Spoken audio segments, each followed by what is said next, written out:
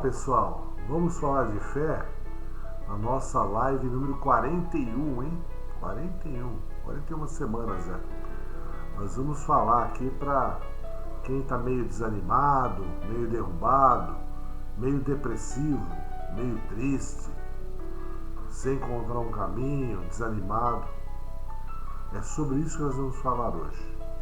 A nossa live 41 fala sobre uma passagem de Elias, o profeta Elias, do Velho Testamento, que ele estava numa caverna, isolado e muito desiludido, muito depressivo em relação às situações dele.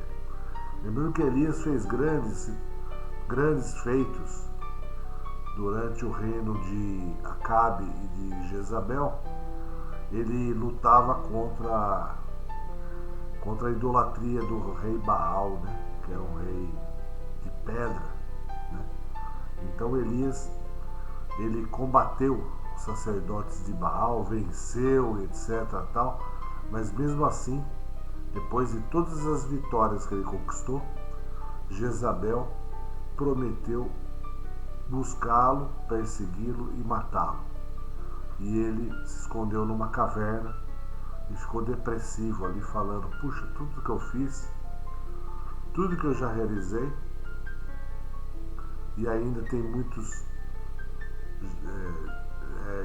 israelitas que ainda estão cultuando Baal e ainda não viram, né? Depois de tantas vitórias que nós fizemos diante dos sacerdotes de Baal, eles continuam ainda esse politeísmo absurdo.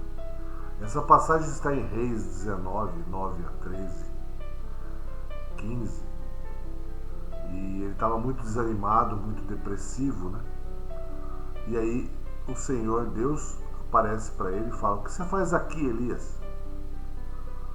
E ele responde: eu tenho servido com zelo ao Senhor, o Deus dos exércitos. Contudo, os israelitas quebraram a aliança contigo, derrubaram os teus altares e mataram todos os seus profetas. Sou o único que restou, e agora também me procuram para me matar. Lembrando que Elias chegou a pedir pela sua própria morte, né? Pedir a Deus pela sua própria morte.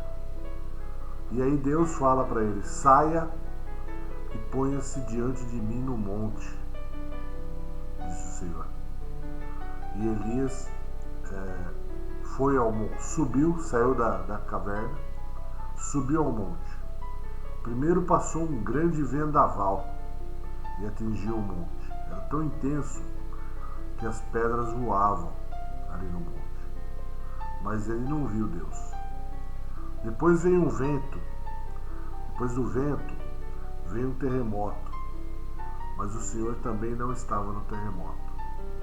Depois do terremoto veio fogo. Mas o Senhor também não estava no fogo. E depois do fogo veio um pequeno sussurro. Quando Elias o viu, ele cobriu o rosto com a capa e ficou na entrada da caverna de novo. E veio uma voz de Deus e disse: o que você faz aí, aqui, Elias? E ele respondeu a mesma coisa anterior: tenho servido com zelo a Deus, Deus dos exércitos. Contudo, os israelitas quebraram a aliança comigo, derrubaram teus altares e mataram todos os teus profetas. Sou o único que restou e agora também me procura. Então o Senhor Deus diz para ele: volte pelo caminho de onde veio e vá para o deserto de Damasco. Quando chegar lá, unja Hazael, o rei da Síria, unja Gel, o neto de Nissi, para ser rei de Israel, e unja Eliseu, filho de Safate, na cidade de Abel-Meolá, para substituir você como profeta. E eu preservarei 7.000 de Israel que nunca se prostraram diante de Baal e o beijaram. Ou seja, 2 vezes ele se recolheu à caverna.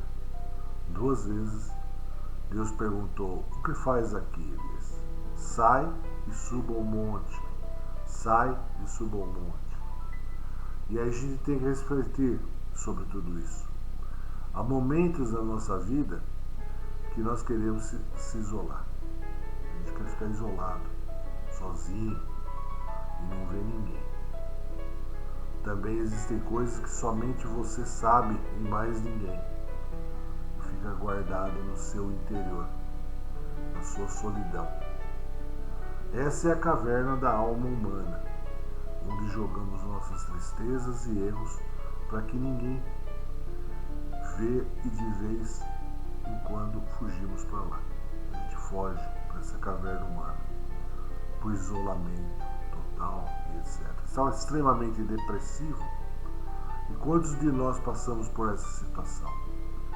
Ele focou toda a visão dele naquele momento nas coisas ruins, na perspectiva ruim que poderia acontecer com ele, mas todo feito que ele fez anterior de conseguir vencer os sacerdotes de Baal, de conduzir o povo, de ser reconhecido como profeta, ele já não lembrava mais, ele só estava focado nas coisas ruins, nas coisas que iriam dar errado. Alguma vez você já optou alguma vez em se esconder em vez de resolver uma questão difícil? Você está fazendo como Elias fez. Não fique curtindo a sua depressão. Levante-se e saia da sua caverna. Suba ao monte da oração e Deus quer falar com você. Ao passar por dificuldades, você continua enfrentando a sua vida ou você se esconde na caverna? Não é?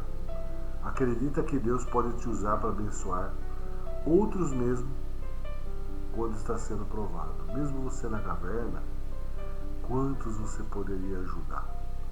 Quantos estão em situações muito piores? Quantos que poderiam aprender com o seu exemplo de vida, das suas conquistas, ouvir suas histórias? Levanta, sobe o monte e conta isso para todo mundo. A conclusão dessa passagem é que você não está sozinho. Elias disse para Deus que estava sozinho, por isso estava na caverna. E o Senhor respondeu que ele não estava só. Vai lá, ele subiu o monte, viu um monte de coisas acontecer e não viu Deus, porque ele não conseguia enxergar Deus. Depois ele ouviu um sussurro, subiu para a caverna de novo e Deus falou: o que você está fazendo aqui? Deus não abandonou ele em momento nenhum. Se a gente pegar no Novo Testamento, Mateus 28:20, fala o seguinte, Jesus fala o seguinte: ensinando-os a obedecer a tudo que eu ordenei a vocês, que são os ensinamentos de Jesus, eu estarei sempre com vocês até o fim dos tempos. Você sentirá que tem fé verdadeira quando ela for desafiada. Sem os desafios da fé, você não vai ter o sentimento que você tem a fé verdadeira. Saia da caverna, suba ao seu monte e confie que tudo vai dar certo.